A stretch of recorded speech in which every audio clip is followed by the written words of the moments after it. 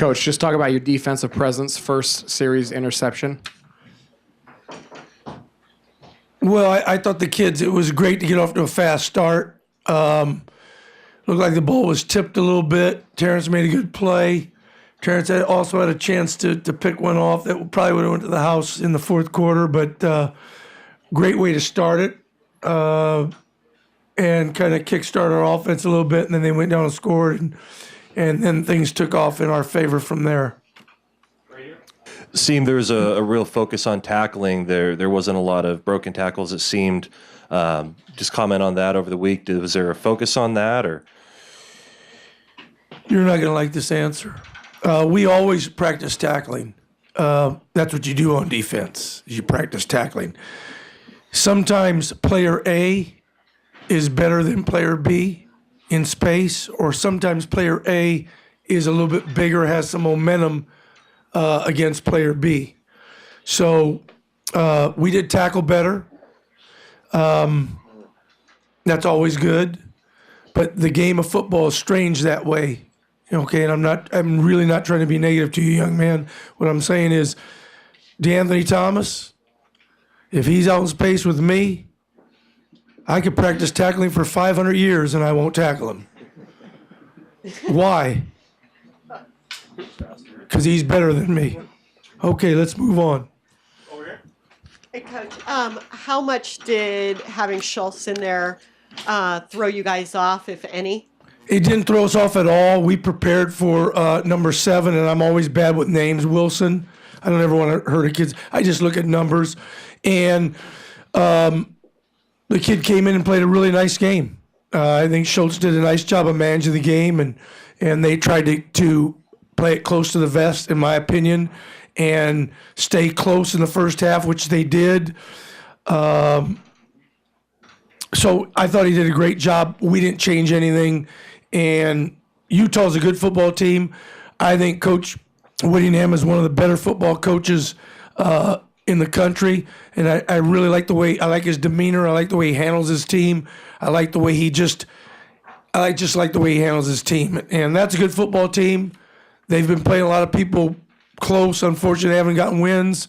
So it just feels good to get that sour taste that a lot of us have had in our mouth for 8 or 9 days and to get a win. So we're very happy about that, to be 9-1.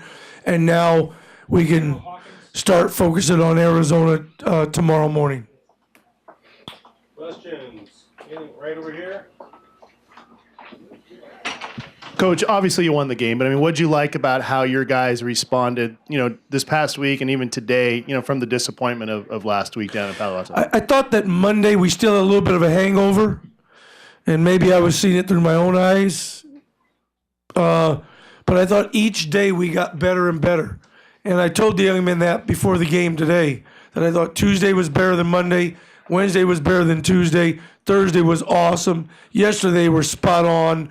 And really, other than a couple plays, the play action pass to a tight end, that should never happen if your eyes are right. Unfortunately, it did, and it does in college football and in pro football. And the one long pass were the only 2 plays really of the day that we gave up. But that's a long-winded answer. I was very pleased with the way the kids responded. They're a lot more resilient than we are.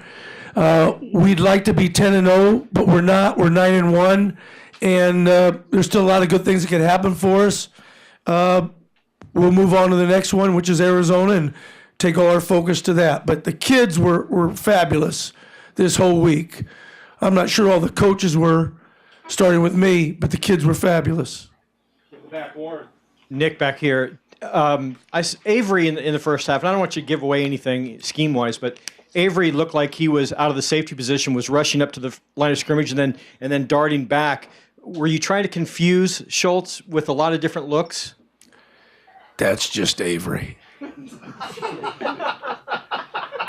And more, Avery's out of his mind, and I say that in a very positive, good way, if that makes sense. I love the kid.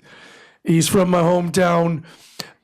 Avery sometimes overthinks a lot of things, but he's a very smart football player. And I really don't want him up there that close when he has to play over number 2. But so that's the best way I can answer that. Did you get little bit scared though when you saw him? No, because I know I've seen him do it before, and I knew he knew where he had to be. He just has a lot of fun doing that.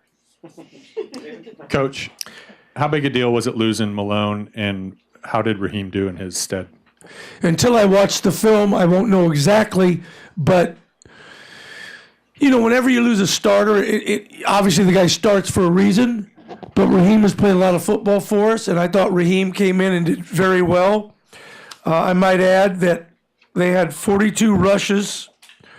Ryan, you could print this. 42 rushes for 116 yards.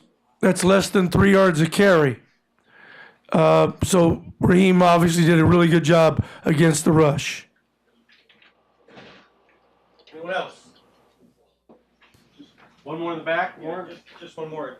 Nick, but kind of along that same line, Robinson came in and actually played pretty well too. Been happy with his progression since he's come in and He is going to be an outstanding, just an unbelievable linebacker. If he stays focused, like I believe he will, and he follows the program that we have and listens to Coach Pelham, who is probably the best inside linebacker coach in the United States, not only on but off the field with his players, the way he handles them, that young man will be a great inside linebacker. Not good, great.